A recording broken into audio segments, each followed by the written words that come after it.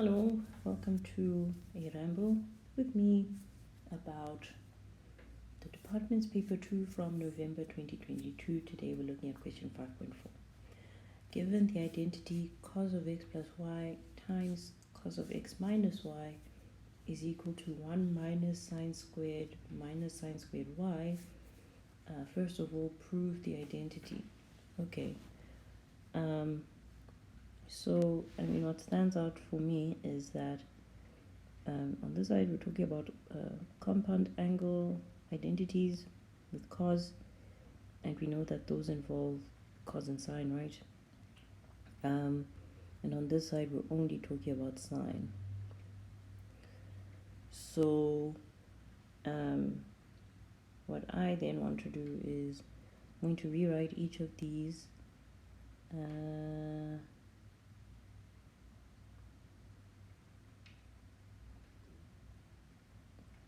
I don't want to lie, I'm also tempted to look at it from this side,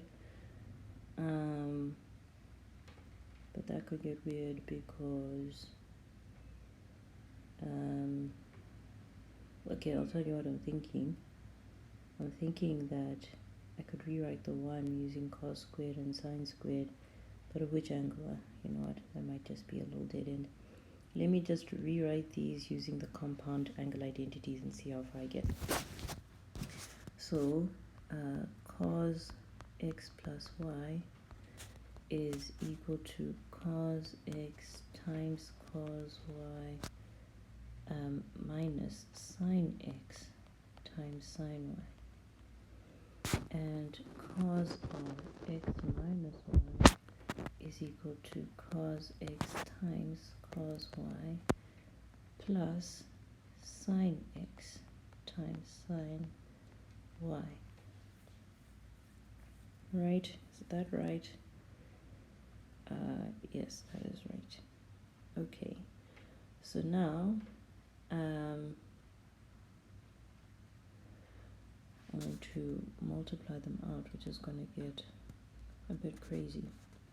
Okay, so the left hand side, which is cos of x plus y times cos of x minus y, so that's going to be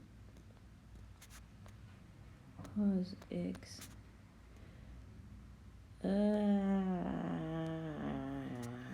okay, let me write it out. Cos y minus sine x times sine y, and then cos x times cos y, and I'm only writing this out in solidarity with students who have to write this out in their exams. Otherwise, I would have just been copy pasting this like I usually do. Okay, so what I definitely am not going to do is do this multiplication writing causes and sines all over the place. So I am going to let A be cos x, B be cos y, P be sine x, and Q be sine y. Okay, so then the left hand side becomes, I don't know why I use the square brackets, A B minus PQ times A B plus PQ. Oh, okay, then it's very clear to me that this is just the difference of squares, right? So I don't need to actually go through and do the whole multiplication. This is just that. I guess we could verify that. So AB times AB is that. Then we have ABPQ minus ABPQ minus P squared Q squared. Okay, so if I bring back my sine z's and my cos z's, so this is cos squared x times cos squared y minus sine squared x minus, times sine squared y. Okay, let's see what's going on here. So on this side we are left with no causes whatsoever, we're just left with sines. So there must be a way to get rid of these guys. So what I am tempted to do is to rewrite them in terms of sine and see where that takes us. So that would be 1 minus sine squared x times 1 minus sine squared y minus sine squared x sine squared y. Okay, so I'm just going to bring back my convenient symbols. So this is 1 minus p squared times 1 minus q squared minus p squared q squared, right? So that's going to be 1 minus q squared minus p squared plus p q, Mr. Square, p squared q squared minus p squared q squared. Okay, so then those two cancel out. So then we're just left with 1 minus sine squared y minus sine squared x, which is in fact equal to the right hand side. Yes. Awesome. Okay, so yeah, I mean, you are absolutely allowed to do stuff like this if it makes it a bit less hairy for you to do the funky algebra manipulation stuff. But you're also completely welcome to just work with the causes and the sines directly. Right, so now we are asked, hence determine the value of this guy without using a calculator. Okay, so the identity tells us that this would be our x and this would be our y, so we can just plug it into here.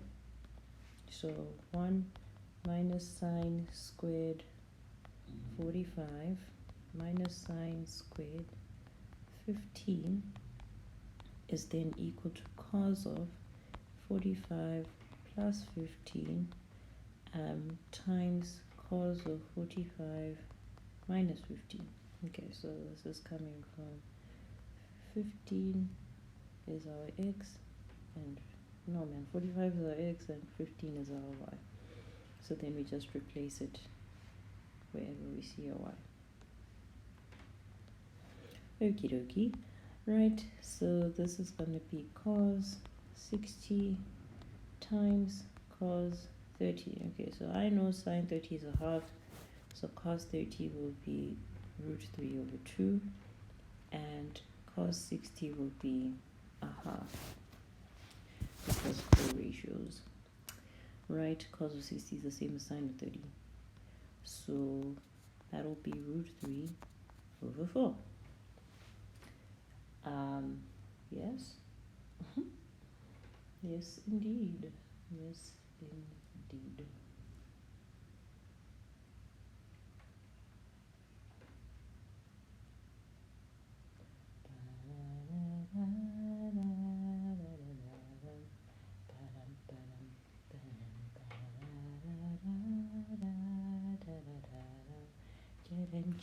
Okay, yeah, that's it for this question. And yeah, see you soon again, hopefully, for another ramble.